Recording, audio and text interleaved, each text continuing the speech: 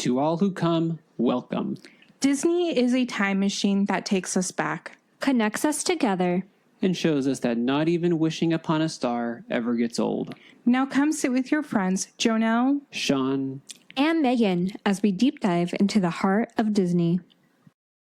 Hello, friends. Hello, friends. Pardon the siren that's coming our way, because they're about to get ready to arrest Cruella DeVil.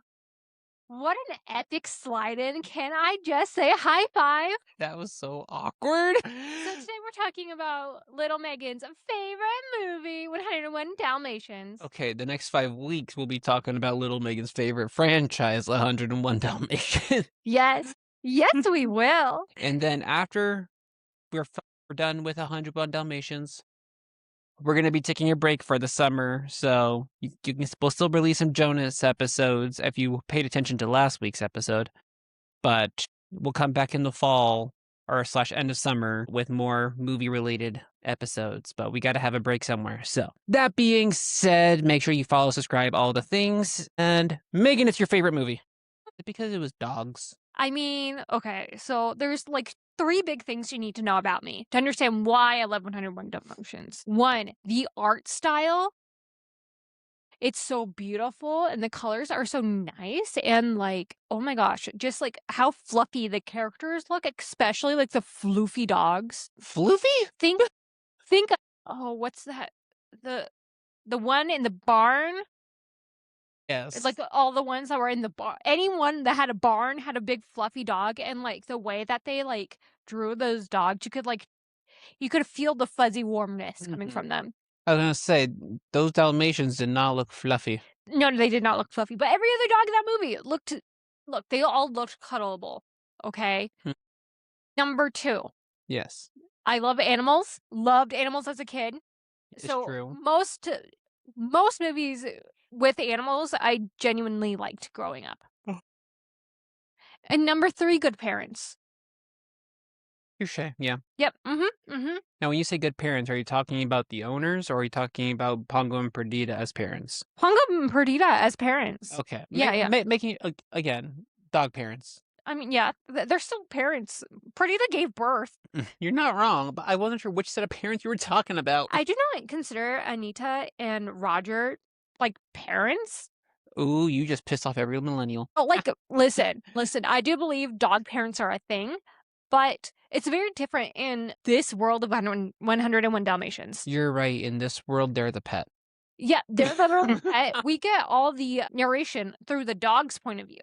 And they're sentient in a way that, I'm not saying, like, sentience is, like, such an argument, but, like, in this movie, they are super intelligent, even though they can't really communicate with their pets, aka their owners. It's just different. And Roger and Anita don't really do much throughout this movie. Excuse you. Roger, put his foot down to Cruella. Roger and Anita didn't do anything to get... Anita did nothing. Anita! Roger did something, because he rage baited Cruella. Okay, you're right.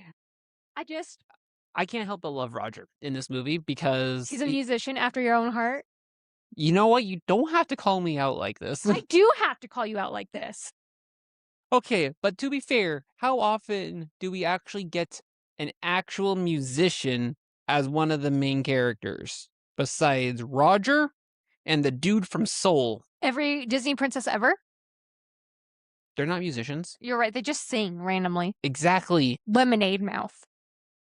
Decom. Good point. And even then, beautiful movie.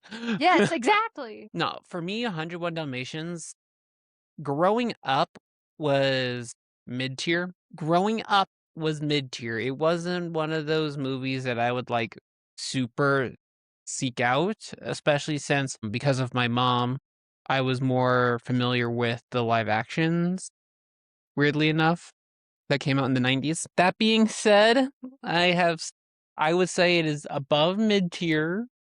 It is not an S-tier movie for me, but it's one of those movies where it's like, I enjoy it, if it's on, I'm not gonna like shut the TV off. You and I have very different opinions, and it's okay that you have the wrong ones. Apparently, Meg is coming out of her shell this episode. Damn. Yes, so it's an S tier movie. The only thing I did not like about this movie growing up was they had the credits at the beginning. I mean, yeah, but like, And so, look, Little Megan was like, I didn't understand what credits were. I just understood that like my favorite movie was coming after like the weird like dot transition that kind of oh yeah, that one was weird for like a the pre. da, da, da, da, da. I like, like this song, but I didn't like the visuals of like the dots and the dogs and like how Yeah, the way they did like the pre-trailer with like the credits and stuff, like that was weird. Like normally, like Disney does like the stills Mm-hmm. where it's just like they're on the screen and like just subtle background changes. Yeah. This one they tried to make it more animated and it just was You know what like they were trying to do, but another movie did it so much better. Aristocats. I was thinking Monsters Inc. with like the opening yes. show closing doors. Yes, but Monsters Inc. came out way later. So I I know. think Monsters Inc. copied from this rather than the other way around. I know. I was just trying to say who did it better. Oh yeah. And like But again, just for this one specific scene, like the theme song for Monsters Inc. is better. but also Aristocats, I mean, where true. it was really good as well. Yes, yes, yes. No, yeah, the intro was weird. The other thing I'm not the biggest fan of in this movie, the pacing is weird. It's weird pacing because you have this movie, you know. At first you're like, oh yeah, Pongo's like be an epic wingman. Gotta get his pet, that chick, you know. Does it in a really funny way. Throws him in a lake, you know, woohoo, tie him up together. I want to make bad jokes. I'm You censoring will myself. not, because it's my childhood favorite movie, and you would ruin childhood Megan's favorite But thing. like, and then like you get Cruella, which is a whole nother hilarious point to me. But then like you have like the whole kidnapping and stuff is sad, but then you have Pongo and Perdita going with like the whole Twilight Bark thing, and then this really long drawn out getting them back to London. That felt like half the movie alone. Like they drew that out. That was my favorite part of the movie growing up. I love it because I love that like a lot of like all those puppies that were store bought will like still saw like a mom in Perdita. Yeah. And a It's- dad in Pongo. And we're like still following them and not being like, who the hell are you guys? You know? Yeah. Like immediate Ye- trust. Yeah, there was that immediate trust there. And I loved seeing like them trying to like making sure like everyone was accounted for, counting to 99, God knows how many times. I think my favorite part of okay, so like in my garage, we had a bunch of golf balls. Like I don't mean like 99 amount of golf balls. I mean like maybe 15. Mhm. But like I would play a game where I would move the golf balls to different like parts Mhm. of like the garage or wherever, pretending they were like my puppies because I was a child. And I, as an adult who works with children, right?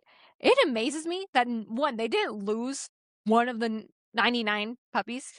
Honestly, I'm surprised. I want to know how the hell they made sure they didn't miscount. Because, like, with how they counted it at the end, that did not make any sense. Right? Roger is a whiz at math. But two, like, just like the thought and tender care of like the parents making sure all the dogs got fed. Like that, like just the tender care of like where, because obviously Pongo and Perdita, as you said, got to like the Cruella DeVil mention very quickly because they're adult dogs with adult legs. And as someone who has a baby of their own, it takes us like 3 times as long to get anywhere if our baby's walking with us. It can, yeah. Yeah. If our baby is walking with us, we're going to take the longest time ever. And to do that with 99, I could like it makes sense to me why they slow down and to see how they have to like cover the tracks, how they have to start being smart, how they become Labradors. Look, Anita, we could all be Labradors. Look, Perdita. Anita, but you know. I know, like, the whole joke of this is that Horace and Jasper are dumb as all hell. Or like, which one is Jasper? Which one is Horace? I think Horace is the short one. Horace is the short one. Where Jasper's Horace is the tall actually one. smart, and Jasper just gaslights him the entire time. Honestly, Horace reminds me of Pumbaa. Yes. Because Pumbaa's the same way, and Timon shuts him down all the time. Yeah. Like, during that scene in Lion King, when they're laying on the grass, and Pumbaa's like, I always thought they were balls of gas, which we know is true. And Yes. then Timon's like, no, they're fireflies, duh. Bro, what are you thinking? I actually hate that dynamic, though. Ugh. It's The so friend that toxic. gaslights the other friend. Listen, I was the friend that got gaslighted a lot, okay? I just need my tall friends, because it's always the tall ones that gaslight the short, fat ones. Hey, speak for yourself. I love the short, fat ones. Gus Gus. Gus Gus is my favorite. Waddles from Gravity Falls is my favorite. Waddles is a pig. Yes, Waddles is a pig. You know what I find dumb? Cruella DeVil is a dumb villain. The only reason she's a villain in the context of the movie is because she kidnapped 15 puppies. She wants to make skin coats. There was nothing said about the other 80-something puppies, 84 puppies. Okay, listen. There was nothing done because she bought all of them. Listen, I hear where you're coming from, but ethically, In the context of the movie, she was going to make coats out of them. I hear you, and it was wrong. I get it. But in the context in the movie, the police are searching and everything's in newspaper because they kidnapped the 15 puppies. If they did not kidnap, she already had all those other puppies. There was no issue. Okay, but like, hello? It'd be like me going over to your best friend's house, and your best friend is like, oh my gosh, my love, my pride and joy, besides my husband/wife, my dog. My dog just had puppies, and me going like, haha, I'm gonna take your puppies and skin them. No one knew this. No one knew this. Okay, listen. Cruella was dropping hints the entire time. You're not wrong. She did have that whole moment. She's like, I live for fur. I wish the furs, which is the line I quoted a lot of. I don't understand the obsession with furs. Have you lived with fur? It gets everywhere. And Dalmatian fur is quite coarse, by the way, because unlike every other dog in the movie, ironically, like their hair is short. It's not good for coats. So clearly she was making a That's why she fashion wanted nightmare. it out of puppies, because puppy fur is softer. That wasn't established in this movie. That You're was right. established in the live action. Listen, in the book. Okay, I Because haven't read the Cruella book. DeVil is based off of a book. Fun fact. I have not read it, but it is my life goal now. 101 Dalmatians is based off of a book. Yes. But my goal is to read it one day. I'm just saying, if she didn't kidnap them, if Anita did legally sell them to her, in the context of the movie, she wouldn't have been a villain. She would have legally bought the puppies. Now, again, there is the ethics. You should not skin dogs. Skinning dogs is bad. Making coats out of dogs is bad. Did you not hear the way she described to kill these puppies? I heard. Bash in the head. She's well versed in killing methods. I don't recommend. Makes me question a lot of like her other stuff, but like again, that was her whole being a criminal and going to jail is the 15 puppies. We also don't know about like the laws around like the fashion industry in London in this time frame. Yeah, and especially around furs as well, because that gets touchy. Especially with game hunting, and even like if it wasn't dogs, like how other animals are regulated and things like that. I'm just saying it's more than 15 puppies. I know it's more than that. I'm just saying based off of what we know in the context of the movie. I know what I'm saying you don't like. Because Cruella is one of the worst. I feel like she's one of the worst Disney villains. Not as in like, okay, there's like, how do I describe this? There's worse as in like, they're a good villain. Yes, they're a good villain, and you're just like, I'm kind of like Dr. Doofenshmirtz, right? Disney villain, you're rooting for him as much as you're like, this is a dumb plan. But also like Maleficent or Frollo, where it's like they're good villains. They're good villains, but you want them. They're convinced. terrible people. Yeah. But then there's like the bad villains, Lady Tremaine. Yeah. She's a terrible villain. I mean, she does poor Cinderella. I mean, don't get me wrong. In terms of like being a stepmom, awful, but in the ways that she is actually meant to be a villain, she locked her in a room and said, "Nope, you can't show the glass slipper." Oops. She also destroyed it. She did trip her, yes. Or no, tripped a Grand Duke, excuse me. And in Cinderella, In 3. Cinderella 3, they made her more of a villain. But, like, you know what we're saying. There's good villains that are, like, evil, but they're good at what they do, and then there's just bad villains. yes. But, like, Cruella, I feel like... Do you think she ranks up there in the same category as Maleficent, Frollo, and Ursula? I think she does. For one reason. Like, Frollo is just an awful person who's, like, after lust. Yep. And For- power. In power. Ursula is all about contracts. Well, and she wants to get, like, back in the palace and all those things. Yeah. You know. Maleficent cursed a baby. To death. To death. I feel like her and Cruella would make good friends. Because puppy, like, I feel like when it comes to people talking about animals, unless it's like that one tiger who like killed like over 400 people, most people think animals are quite innocent. Although if you know Mother Nature at all, it is brutal. That is true. But animals don't have the same cognitive abilities as humans do, as far as we know, according to research. Well, yeah, because there's no way for us to truly know what is in another person's head. It's just like this idea of like what you look at as the color blue could be in reality a different color blue than I know it, even though what we're looking at we can both agree on is blue. Yes, don't think about that too hard, otherwise you're going to go into downward spiral. It's true.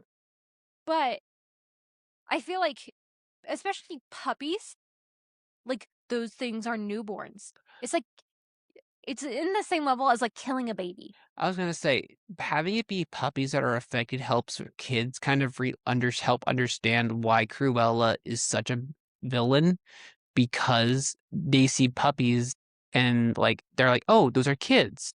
And if you're a kid watching, you're like, oh, that's me. Like, oh, she wants to kill me? What? Yeah. Cue downward spiral of childhood fear of like murdering puppies, and now we don't blame you, Carlos. Yeah. But I don't know. Cruella's just, I don't know. I love her song. It's a great rage bait song. I always laugh that it's a pun. Like her name is a pun. Yeah. Like, Cruel Devil. Yes. Or the Devil Mansion. No, Hell Hall. Hell Hall. Which is like brilliantly named, which I still don't understand why she wouldn't put in the effort to live there if that is like her birthright place. I know, it's so beautiful. It has so much potential. Why do you need to kill puppies for furs if you have that gorgeous of a place and you're wearing furs anyway?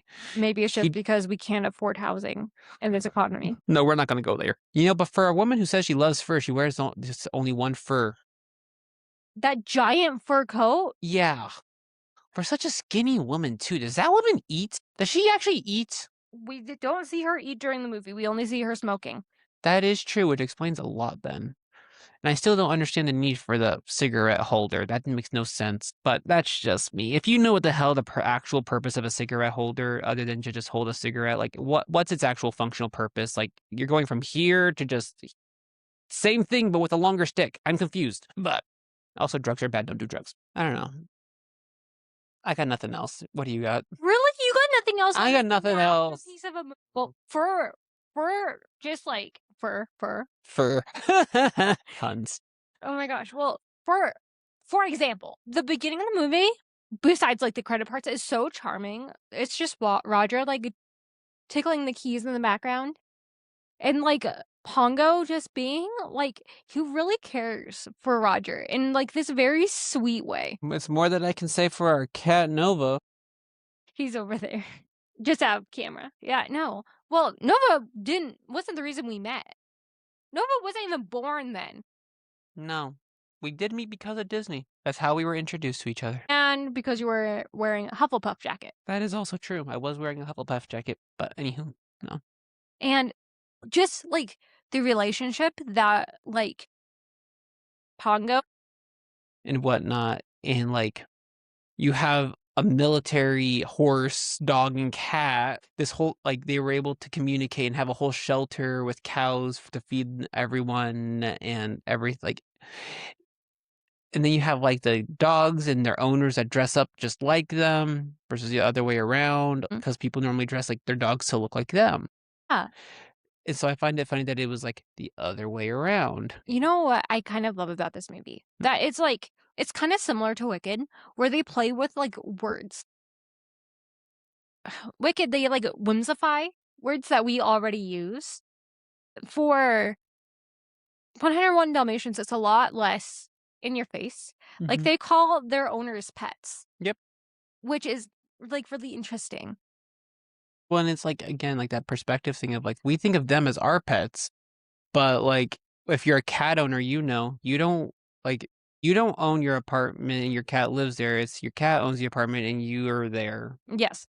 And you pay them rent by feeding them. Yes, it's true. I also love how in the movie, the adults, the two dogs, Pongo and Perdita, are like, we have to get them to bed if we want to go on a WALK, which if you've owned a dog and they know what the word walk is, there's a reason you have to spell it. And I think it's hilarious that they're spelling it, even though their puppies know exactly what they're doing.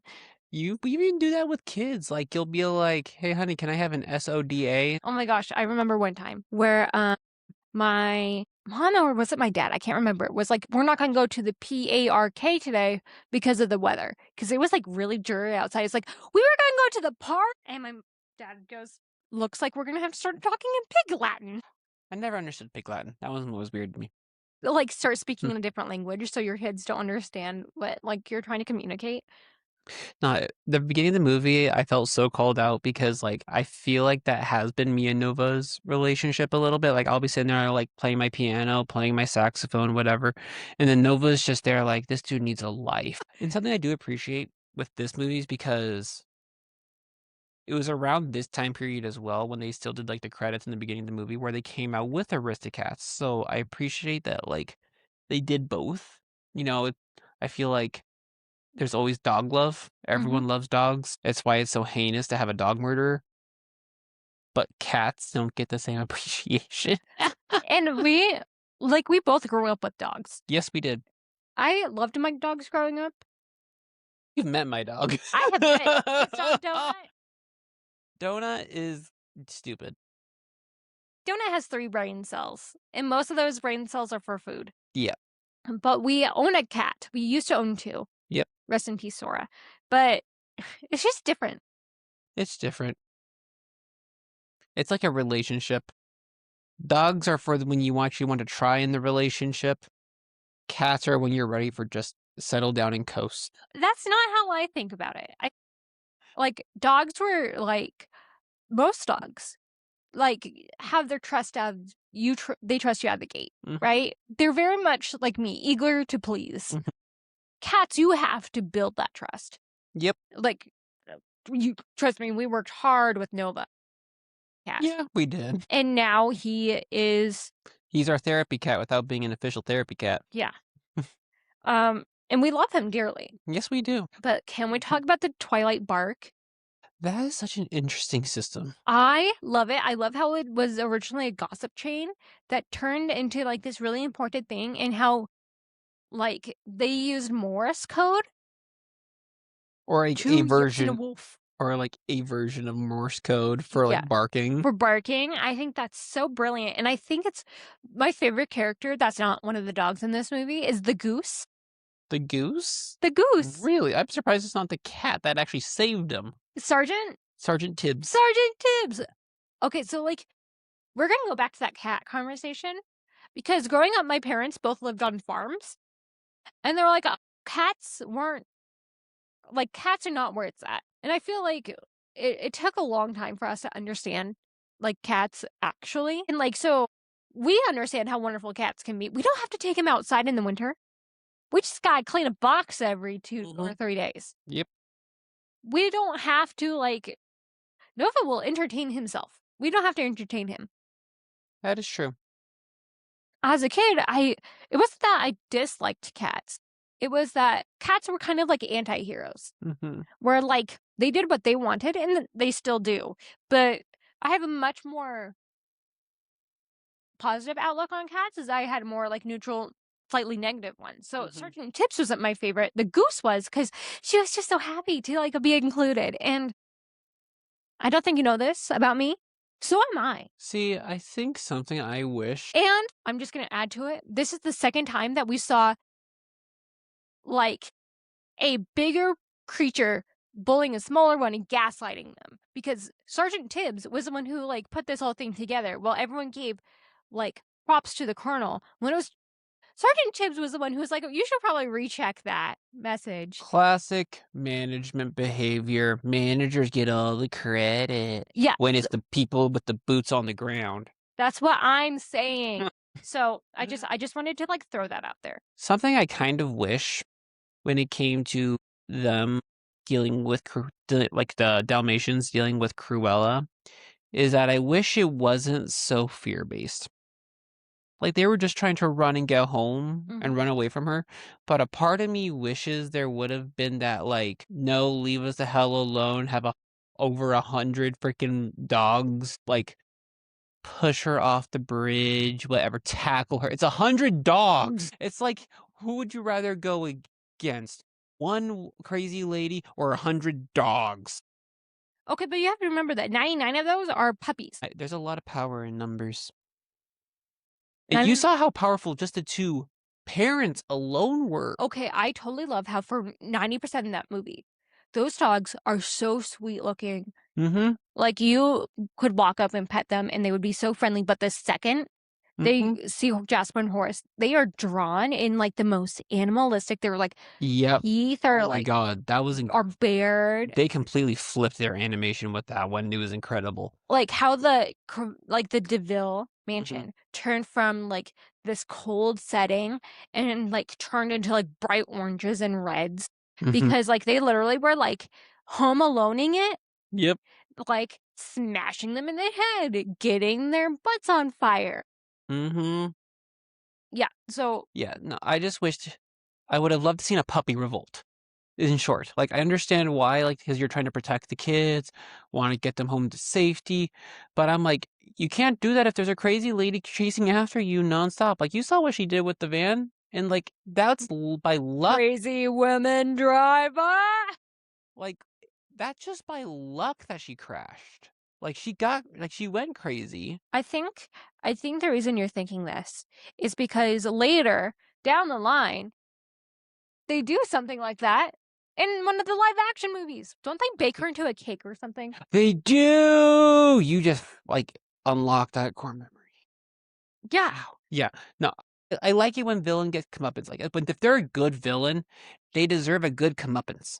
I mean, I'm not. And I feel like the lack of with her, it keeps the movie too mellow for me. Listen. Like, oh, she's in jail. I don't think that was the point. I know it's not the point. The point is that, like, these two parents, it would be like if our kid was kidnapped. Heaven forbid. And then we end up finding that there's like 80 other children. And we're like, we're just going to take them all. Why would you say that? All I'm seeing is dollar signs now. What should have been Roger and Anita's first thought, but I'm just saying. No, I get it, but like, I know that wasn't like the purpose of the movie was not to have the villain. It was about the puppies and the dogs in general, which is very different for like the other Disney movies. It's just something I would have liked to have seen. I love the scene of the crash because obviously no one gets hurt. Jasper and Horace are like sitting down on the mountain, just like really, and Cruella is screaming at them, and their cars are totally totaled. And I love how like she starts off like very put together, and then the more these dogs are messing with her, the more like destroyed she becomes. Like, she gets like her hat and her hair gets all crazy, her car gets destroyed little by little. That's such a classic way to show her eyes. It's such a classic way though to show a character losing their mind, because the same concept is with Azula in Avatar. Her hair is always done up so perfect, but like, especially in those last few episodes, you start to see her mental state completely deteriorate, and with that, like, her hair goes, like, she's just a mess, and I find it interesting. Like, I know it's easy to do, and it's effective, but I wonder why, when it's a woman going crazy, the first go-to is the hair. Can I be honest with you? Hmm. It's because it's like most women have longer hair than men, Yeah, unless like you're a K-pop idol or something. yeah. And so, like, usually, and it's also like the most modest thing to do. Mm-hmm. Like, I mean, it's not like there was any way to make her look more like a villain than she already was. Like, it was already very well off that she was a villain. yes, but Especially with all her insults towards Roger. Rude. oh my gosh. I love how her and Anita were like school buddies, school chums. I don't get it. Like, I know that they try to explain that in, like, the Cruella movie, whatever. But even then, that doesn't make sense with what we have in this movie. Let's not talk about the Cruella movie. I have a lot of. We'll get there. That's the last episode in this series. I love this movie. This movie feels warm and nostalgic to me. I don't share that experience. I think, okay, maybe it's like as an adopted kid. But also, like, you grew up with this movie I also- a lot harder than I did. Yes, and it, like, our parents weren't very much into letting us watch TV. Like, they were, but they weren't. Like, if we watched something from that they enjoyed, then they were all about it, right? But if it was something we wanted, it felt more rare. So, Yeah. like, the occasions where I would get to watch 101 Dalmatians and I got to choose it were very special. And, oh my gosh, just, like, the hand-drawn aesthetic of this movie. I like the hand-drawn aesthetic, and I Yeah. think there's never going to be a Disney movie that's hand-drawn where I won't say that, because they always look phenomenal. Also, can we talk about the worst job Disney has ever given out? Oh my god. Yeah, you can tell this Oh one. my gosh, who was it? Do you remember? I don't remember who it was, but you Okay, just hold explain on. the concept. Nope, just explain the concept. Okay. So there was, I think he was an Imagineer. He would have been an artist, an And animator. An animator came out after the 101 Dalmatians movie came out. And they were talking about how, I think it was a he, so we'll just go with he, him pronouns, was talking about how his job for the movie was not to draw the dogs, not to draw any of the backgrounds. His job was to make sure that the spots stayed consistent on the dogs. And so his job was to draw every single spot on each dog and make sure that it stayed on the same spot. And you're like, Mega, what does that mean? So if one of the dogs had a spot on their ear, he had to make sure that that dog's spot on the ear never changed, no matter what direction that dog was looking, no matter what position was in, for every single dog in the movie. He said it was the worst job he's ever had. That's the worst job for anyone to have. Like, don't get me wrong. I applaud Disney for thinking of putting that much effort in. And I applaud that guy for doing it. But that is the worst job to possibly have for 101 puppies. I know, it's so awful and I feel so bad. But, like, at the same time, I look at my job and I'm like, man, at least I didn't have to draw spots on dogs. Honestly, again, kudos for, like, the attention to detail, but damn, at some point you gotta give. Even Mickey Mouse's ears rotate around his head. I know. And Pongo and Perdita are such good parents. Yeah, They are such good parents. the thing is, like, it's hard for me to think of them as, like, such good parents, because to me that's, like, it makes too much sense. Like, that should be every parent. I know, Like, but that should be, like, a standard classic parent right there. I didn't realize she was pregnant for most of, like, the beginning of the movie. Yeah, they didn't show it very well. One, they didn't show it, and, like, her sigh, like, Pongo. It makes me so sad when she hid under the furnace or my whatever gosh, from yeah. Cruella. Oh my gosh. I think our cat's just getting annoyed that we're talking about dogs. I mean, Sergeant Tibbs was one of the best parts of the movie, and the horse. The horse was barely there, Oh my and it's the God. horse's fault that they were able to continue following them in the first place. I mean, he was the one who was aiming. I know, it's the cat's fault. Okay, At we the end still of the love you. day, the cat still had it out for the dogs. I mean, he did save the 99 puppies from getting killed in one night. You're not wrong. If it wasn't for Rolly, Oh my gosh. Sean kept laughing at Rolly, the one chubby puppy. Again, I like the small fat things. Rolly's my favorite puppy. He is the fat one. He likes food. Canine crunchies. Oh my gosh. Sean and I do, and Jonelle when she is here, we do a karaoke song most of the time to like do our pre-recordings to make sure everything works. So Sean was like, "Oh, what song are we going to do? Cruella DeVil?" And I was like, "Name another song in the movie." Canine crunchies. Canine crunchies. Oh my gosh. Yeah, no, I don't think there's anything else to really say. I'm stuck. Like, you can keep trying to carry this episode along. I got nothing. I have nothing. Okay.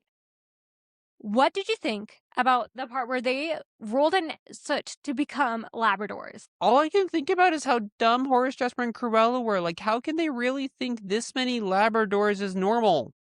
They just had 99 Dalmatians, and all of a sudden, wow, that's a lot of Labradors. They must have a lot of Labradors here. What sense is that normal? I think it could be normal.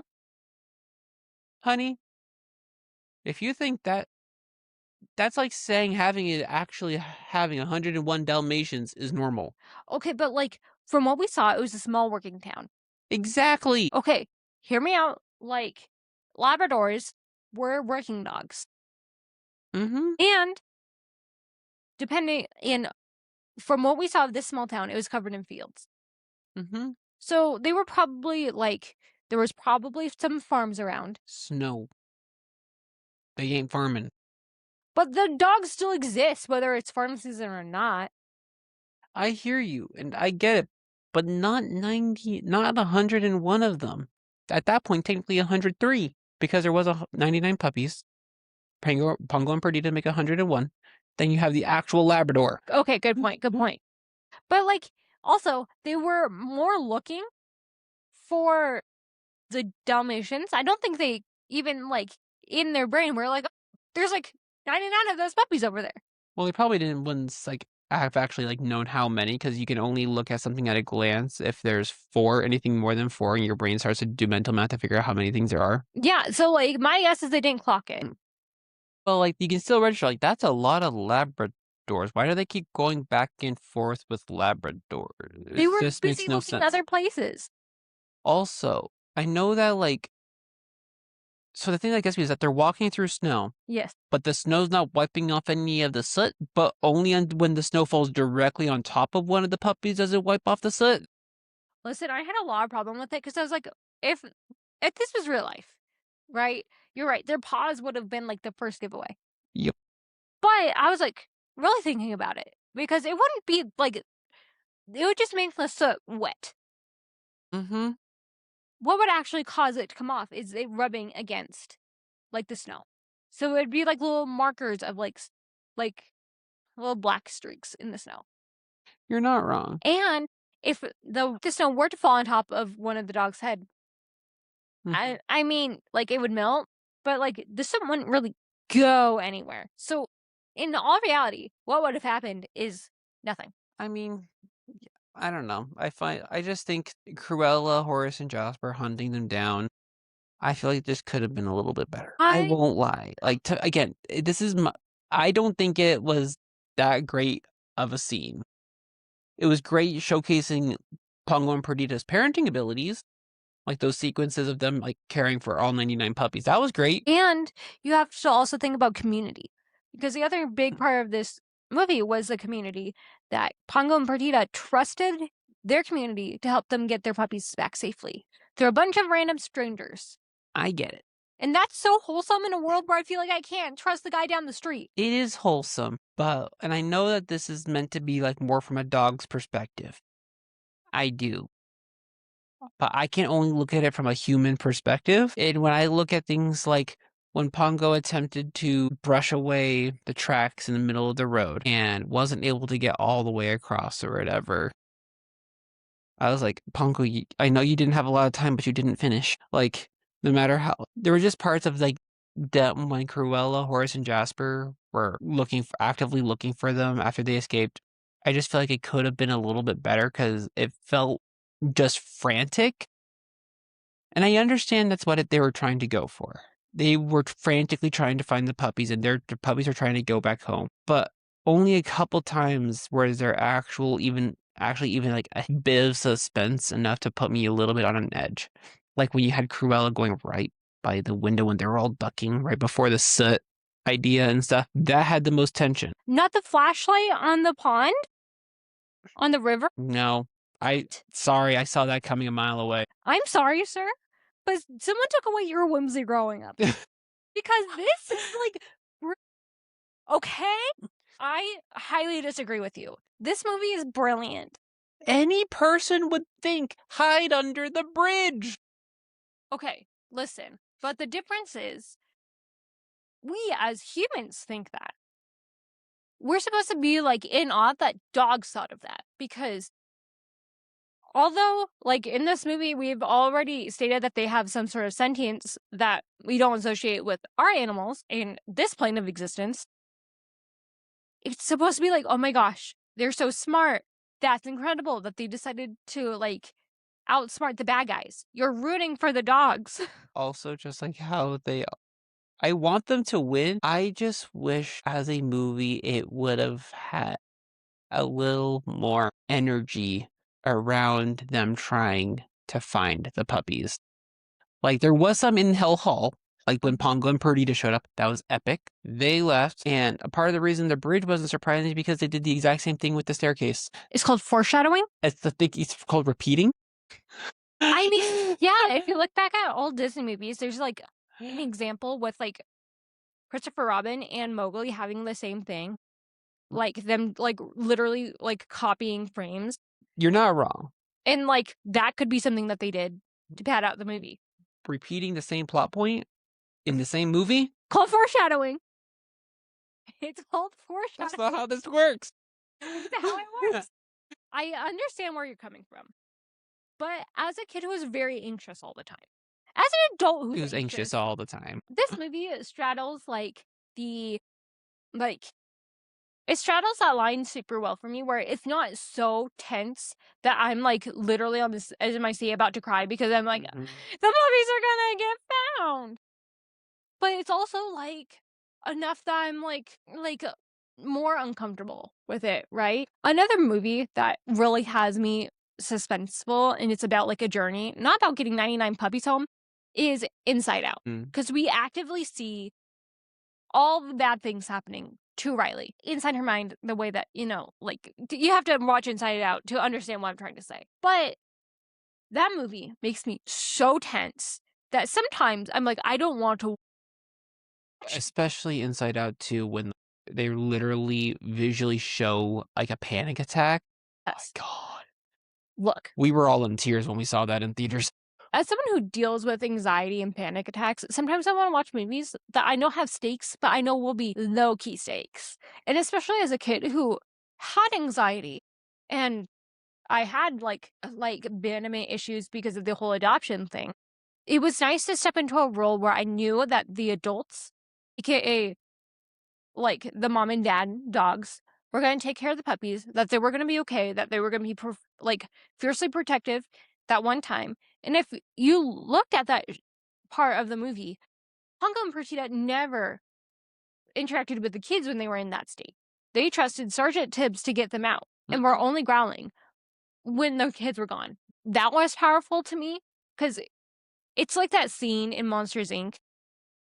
where Sully growls and then Boo sees it and she's like terrified of him. It's like the opposite. Made sure that the kids were out before they became aggressive. I think what would have helped it a little bit more is something we glossed over, and that has to do with the soundtrack. Cruella DeVil, great song. Oh my gosh, fantastic. Classic villain song. Classic. Even though the villain has no association with it other than her name being used for it, which is funny. But the soundtrack overall, like the instrumental, stays very subdued through a lot of it. Like a lot of movies that have more suspense to them, the reason suspense works is because notice that there's a lack of music. This movie, music stays very relaxed. There's not a lot of high points musically.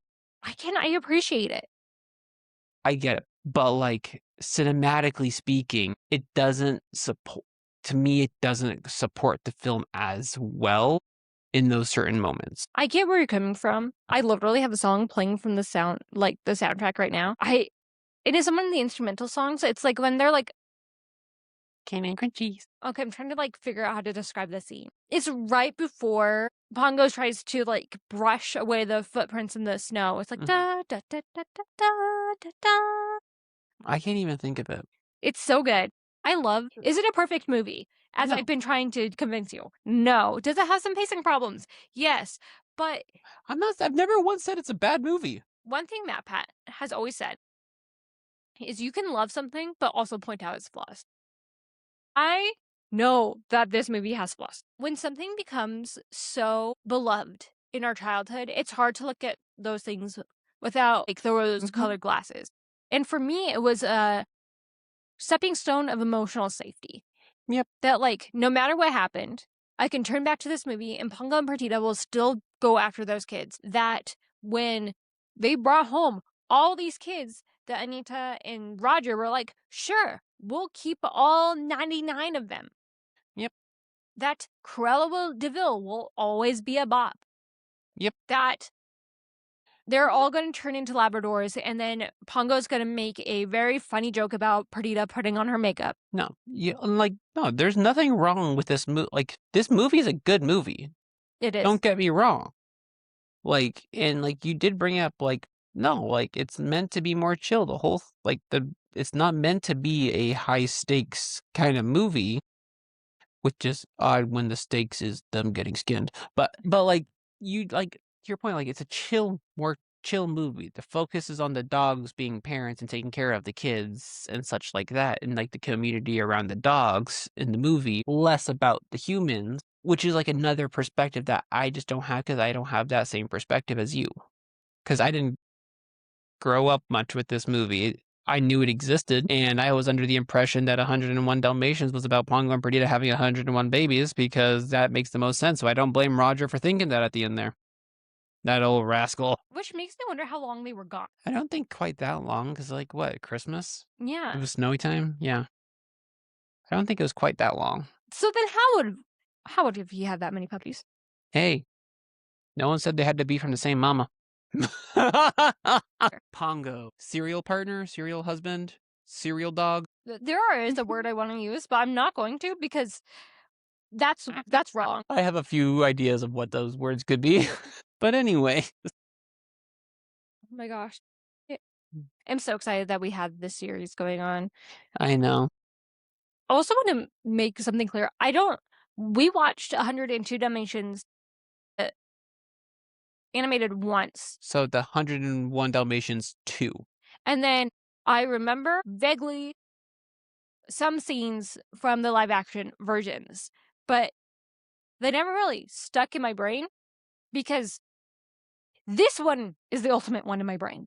None of the other ones exist. It's just this one. Yeah, I am. Although I did learn there is a TV show. Yes. And I did not know that. Yeah, we're not touching that. Maybe I'll introduce it to Squish later. Possibly, yeah. That'd be a better fit. Our baby. But anyways, yeah, we're going to let everyone go because next week we're going to talk about the live action 101 and see if it surpasses. And see if it surpasses the animated and breaks Megan's heart. Please don't let it break my heart. Make sure you follow, subscribe, so that way you can check it out. Bye, friends. Bye, friends!